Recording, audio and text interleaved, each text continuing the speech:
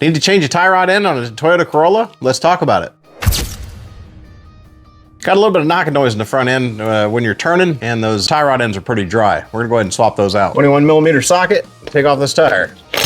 Whenever possible, I like to soak these down, make sure they don't freeze up, especially if the car came from up north. Bend the cotter pin out of the way, get that cotter pin out of there. These little cotter pins can be annoying if they get stuck in there, especially if someone drove it in too far and didn't give you nothing to grab on the backside. This right here is the life of a mechanic. 90% of your time doing nonsense, stuff fighting you that shouldn't be. So it makes a 1-hour job turn into a 2-hour job, fighting a cotter pin. Now the other option is you could actually cut this off. It'll get in there without bending.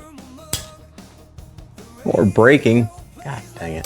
Jeez, it's out. Well, we got the jam nut loose off the back. Get the nut off, thread it back on.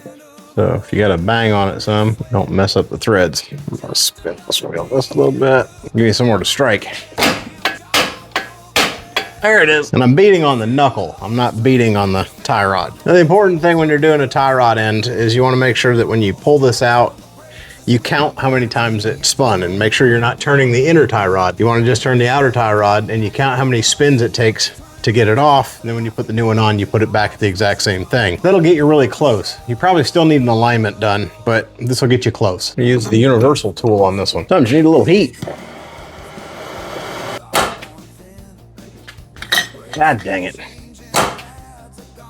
I ran into technical difficulties when taking off the other tie rod end, so I wasn't able to count my threads like I normally do. So I had to use the measurement system to measure where the old one was. So I matched white out on the back to mark my position. So when I tighten this one up and I hit that jam nut, I'm very close to where the other one was within a turn or a quarter of a turn. I also like to twist my cotter pins so they're front to rear as opposed to trying to get it at a weird angle.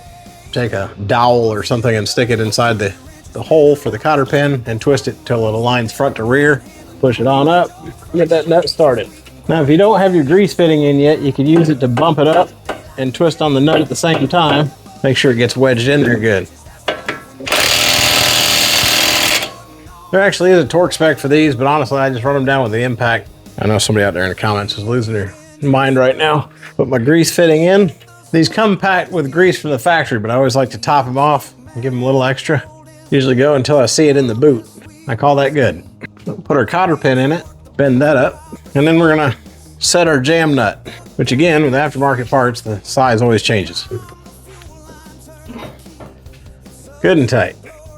As always, thank you for watching. If you got any questions, drop a comment down below. I'll respond as soon as I can. Please like, share, and subscribe.